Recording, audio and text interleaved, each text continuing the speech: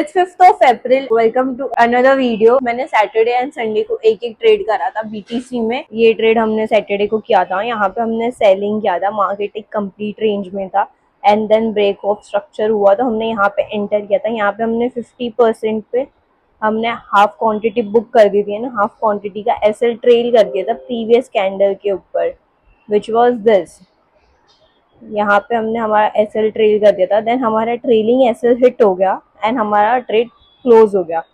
उसके बाद हमने सैटरडे को कोई भी ट्रेड नहीं किया था बिकॉज मार्केट बहुत ही ज़्यादा स्लो था। देन सेम सेटअप पे हमें और एक ट्रेड मिला बिकॉज मार्केट ने यहाँ पे अपवर्ड स्ट्रक्चर को ब्रेक नहीं किया था, तो हमने सेम प्राइस पे फिर से एंटर किया and as you can see हमारा यहाँ पे टारगेट हिट हुआ एंड उसके बाद भी मार्केट ने और फॉल किया है। वी विल वेट, हमारा कोई नेक्स्ट सेटअप बनता है बीटीसी में तो हम ट्रेड करेंगे, वरना नहीं करेंगे। ये पूरा ट्रेड हमारा 1 आवर टाइम फ्रेम पे था।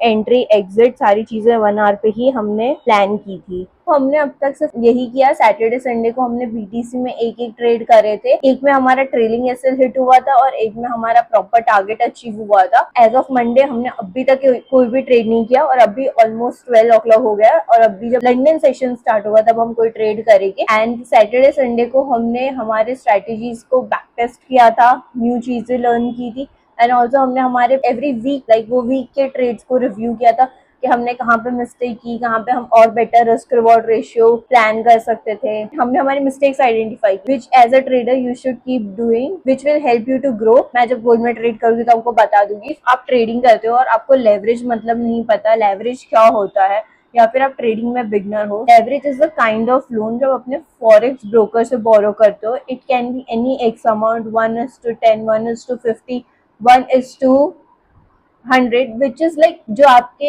एक्स अमाउंट ऑफ कैपिटल को 10x कर देगा। फॉर एग्जाम्पल, अगर आपका कैपिटल $100 है, उसको आपने 1:10 का लेवरेज लिया है, तो जो सेकेंड नंबर है 10, उससे आप मल्टीप्लाई कर दो विच विल बी $1000। आपके जो भी ट्रेड्स होंगे, आप जब ट्रेड में एंटर करोगे तो वो $1000 के अकॉर्डिंग होगा, जिसमें आपका प्रॉफिट एंड लॉस दोनों $1000 के अकॉर्डिंग होगा। बट एक्सेसिव लेवरेज मत यूज करना। अगर आप उसको हैंडल नहीं कर सकते हो, उतना ही लेवरेज लेना जितना आप मैनेज कर सकते हो, बिकॉज लेवरेज से बेनिफिट ये होगा कि आप स्मॉल कैपिटल से बड़ा प्रॉफिट कैप्चर कर सकते हो which is bigger than your capital. Also उसमें रिस्क ये होगा कि अगर आपके ट्रेड के अगेंस्ट एक कैंडल फॉर्म हो गई, वो आपका पूरा कैपिटल वाइप आउट कर देगा। सो मेक श्योर कि आप उतना ही लेवरेज यूज करें जितना आप मैनेज कर सकते हो। इसी हम आगे और क्या करते हैं। इट्स 2:20, अब तक हमें कोई भी ट्रेड नहीं मिला है, तो तब तक हम हमारी जो सोशल मीडिया मार्केटिंग एजेंसी है तो उसमें हम हमारे क्लाइंट को कंटेंट राइटिंग के स्क्रिप्ट लिख के उनका वर्क खत्म करेंगे। If you also want to know about my trades, मैं कब एंटर करती हूँ, so you can join my telegram, the link is mentioned in the description, so where I will give an update about my trades in real time। अभी 7 बजने आए हैं but हमें gold में एक भी ट्रेड नहीं मिला, तो बस आज हम गोल्ड में कोई भी ट्रेड नहीं करेंगे एंड हमने हमारे क्लाइंट का काम खत्म कर दिया।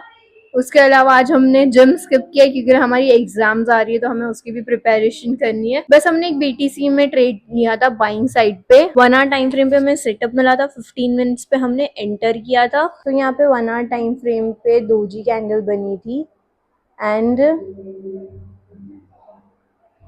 30 मिनट्स के टाइम पे भी डोजी बना था, तो हमने वहां पे एंटर किया था विद 0.5 रिस्क। बाइंग साइड पे ट्रेड किया था 15 मिनट्स के टाइम फ्रेम पे। आज हमने बस एक ही ट्रेड किया था जिसमें हमारा टारगेट हिट हुआ था एंड देन मार्केट ने कम्प्लीटली हमारे बाइंग प्राइस की तरफ आ गया एंड वापस हमारे टारगेट की तरफ गया। एंड गोल्ड में हमें एक भी सेटअप नहीं मिला। गोल्ड 1 आवर टाइम फ्रेम पे एक रेंज में है, मे बी कल हमें बहुत अच्छा खासा ट्रेड मिल सकता है। That's it for today and see you in the next vlog. If you find it informative, then make sure like, comment and subscribe to the channel.